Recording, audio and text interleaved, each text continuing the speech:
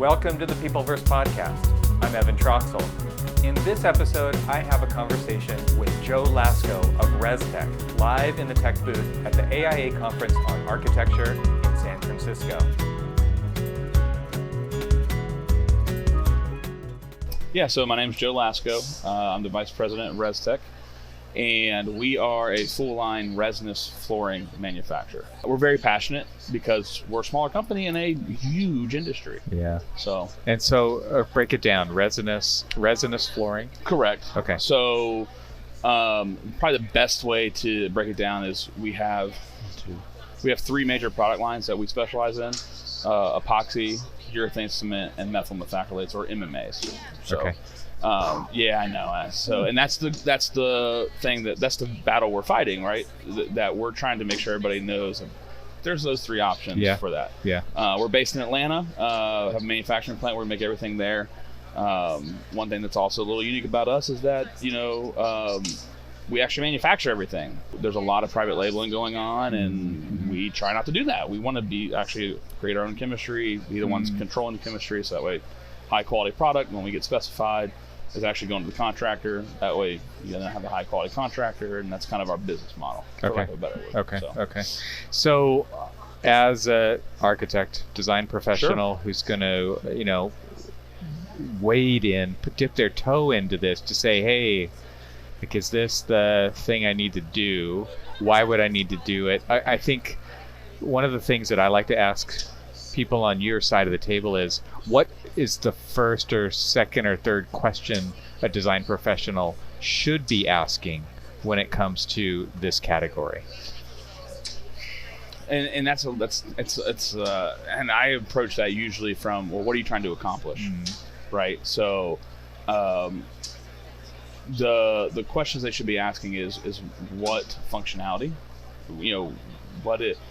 for example, if we're talking commercial kitchen, okay, well, you need high thermal shock resistance.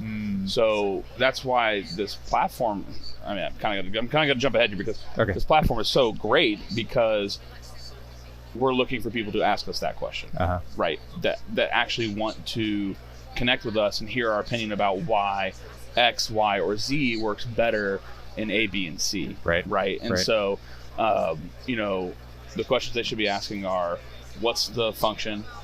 Why do I need this versus a tile or a carpet? Quarry tile. Exactly. Yeah. I mean, when I worked in schools, cafeteria situation, and it's like quarry tile or epoxy. Like, those are the two words that get used, or the two kind of phrases. And as an architect, it's like that decision's been made within 5 minutes. But what you're telling me is there's a lot more nuance to this, and that to me starts to open up the door to say, and this is why I asked you that question, like, what should I actually be asking? Because what you're saying is there's more nuance to it. We need to know what you want to accomplish to make that decision way more appropriate, because I think a lot of times architects are operating within a vacuum. It's like, whether that's their own firm or that's their team or whatever that is, or maybe they work with a kitchen consultant, for example, or something, who's going to make a recommendation. But that often happens without the interaction or the invitation to provide more context and clarity around this category, so that we make the right decision for the correct outcome in the end. And you guys are holding the hands of the various people along the way, and that to me should be seen as a huge resource. Correct. And that's our ultimate goal. Our ultimate goal, I spent a lot of time, I started as a salesperson in a tech role. Now I'm kind of, part of my role is like overseeing operations, but also constantly helping our salespeople, right? Because that's who's going to connect with the architect, the contractor, the general contractor, whoever the customers are, right? And the number one thing I tell them is, your job, I pay you to be a resource.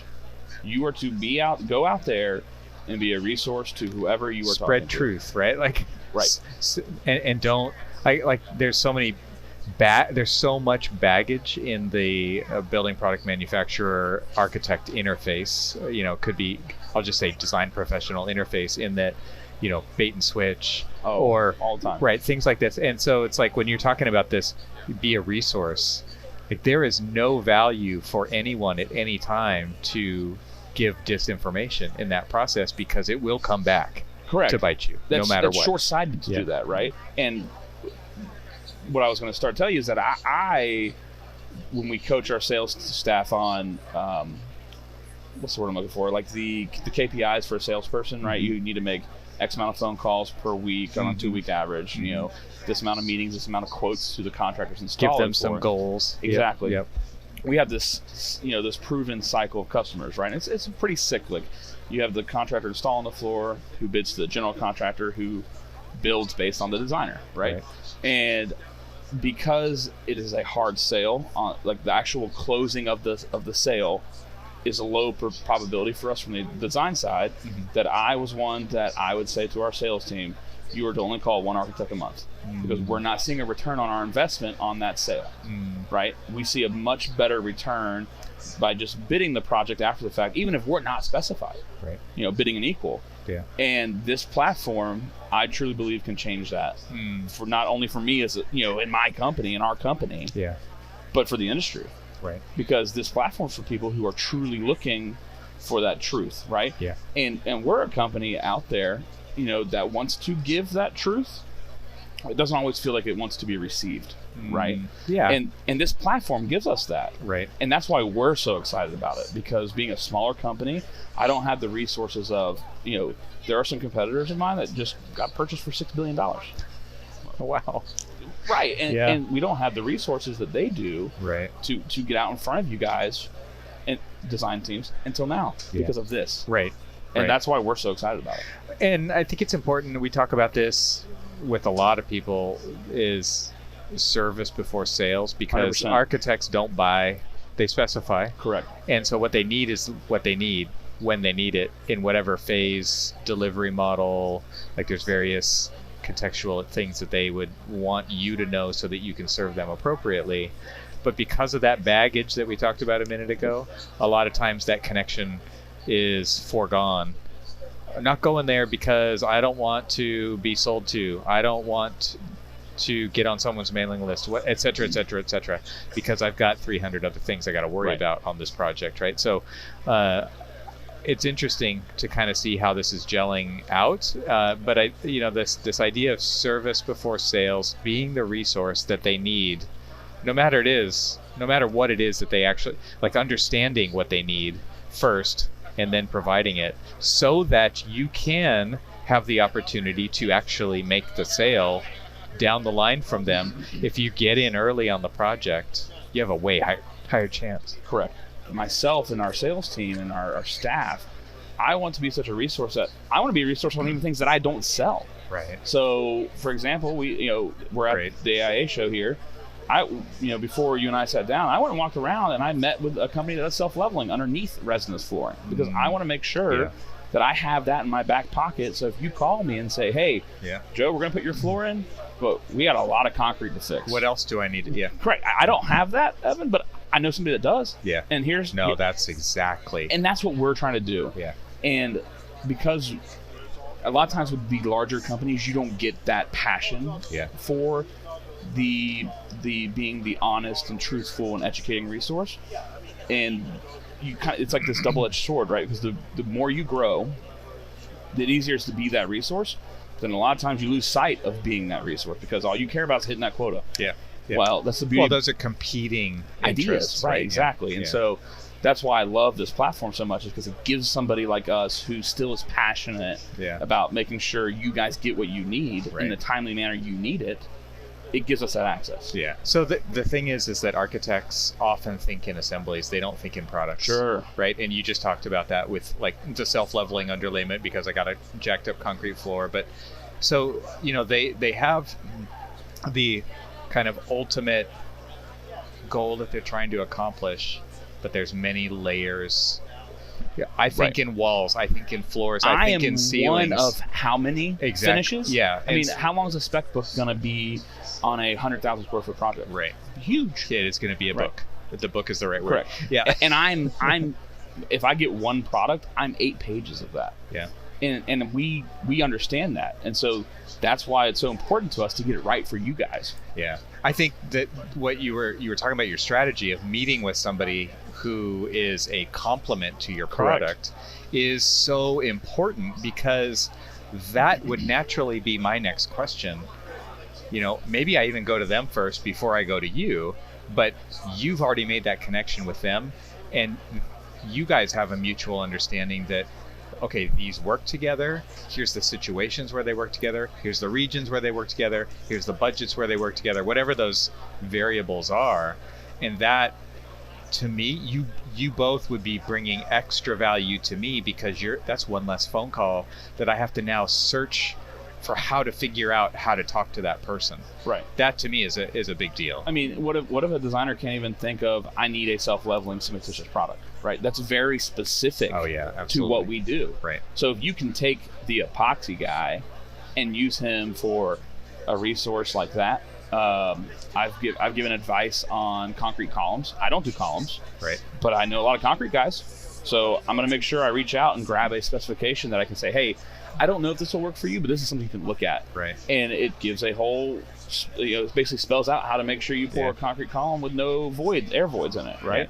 Yeah. And that's what we're trying to do. And I just can't reiterate. Anticipate, right? Like exactly. When I tell this to my kids all the time, right? If I were doing a project, just be aware of what's going on, because if you can anticipate the next step, because we've done this before, right? Right. If you can, and you just offer me the tool that I need right when I need it, you've blown my mind. Right. And that's how we actually build trust and relationships. Right. And I don't want one project. Yeah. I want to be your go-to for all your projects. Yeah, no matter what the project is. Correct. And again, even if it's not me, I want designers to want my opinion. Yeah. And I don't say that lightly. It's like trust. Because I also don't want to ruin that trust, right? Yeah. And that's why it's so important to us that we make sure we know our own product like our back of our hand, but then we also have those complementary products so that we can say, hey, we've done this before.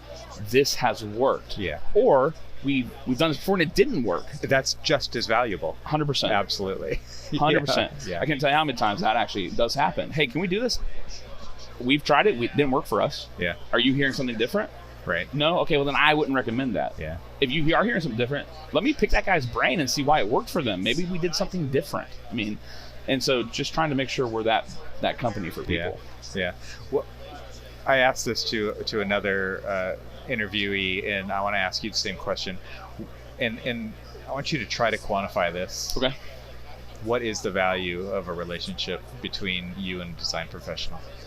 I can't quantify it. I can't Come quantify on. it. Priceless. I'm looking for a number. That's like that. Wasn't American Express used one of those commercials that it's priceless. Yeah. Because at some point, of course, the goal is revenue. I mean, I'm not going to sit here and lie to you that no company doesn't want revenue. Yeah. Well, what are you doing? What you're doing then? Everybody. My goal for revenue is that we have 25 people that have mortgages, daycare, right? So of course, my job is to help grow that revenue to support everybody that's employed by Res-Tek, right? But I can't put a value on the revenue a designer's going to drive for me, because it's, if I'm doing what I'm supposed to do, it's a recurring recurring revenue source. Mm-hmm. And you don't want to mess that up. It's kind of sad, because there are companies out there that are okay with taking the dollar now, and they do mess that up, right? Because the large sum they see on 1 million square foot project is so appealing to them, but it's short term. It's just so short-sighted. And if I could probably take a stab at it annually, for us, it's easily 20% of our revenue yearly. That if we can have a designer that wants to use our product when appropriate, right? Yeah. We're not trying to. It's not always the answer, but correct. It is. Yeah. It should make somewhere between 20 to 40% of your revenue up. I would think, because there are a lot of stuff that we do in our products that aren't going through designers. So like remodels that I can't tell you how many times a restaurant owner has called me and just said, hey, I just need a new kitchen floor. Okay, well, that's not going through the designer, right? But that, it should make up 20 to 40% of your revenue. But that's how I would quantify that. Yeah, fantastic.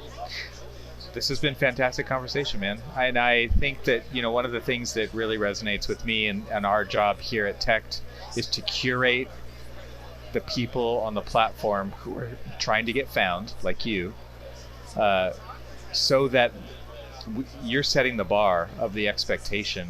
You're not setting the bar, we're trying to set the bar, but you're delivering the bar of expectation of what design professionals can expect to have with an interaction on the Tect platform. I believe education is important, but this is more than just your schooling education. This is what your career. This is about making sure the projects you work on and that you're passionate about get the right products they need. And I would say it's a passion for me. So awesome. even if Tect generated $0 revenue dollars for Res-Tek, it would be worth the investment for us. Because even if it's telling one person, hey, you shouldn't use our product, that's okay. Yeah. Because I'm going to do my best to tell them what they can do. Right. Here's your options. Right. And that's what's important to us. Well, that's an amazing testimonial. I appreciate that. Yeah, no problem. Thanks, man. It's nothing but truth. This has been a fantastic conversation. So, Joe, thanks for hanging out with us in the Peopleverse I appreciate today. it, man. It's been awesome. So hopefully there's a lot more of these. Yeah, definitely. And that is a wrap for this episode. Peopleverse is powered by Tect and produced by Tect Media. For more episodes and access to the show notes, visit peopleverse.fm. To learn more about Tect, visit Tect.com, where you can experience the shortest path from keyword search to local building product expertise.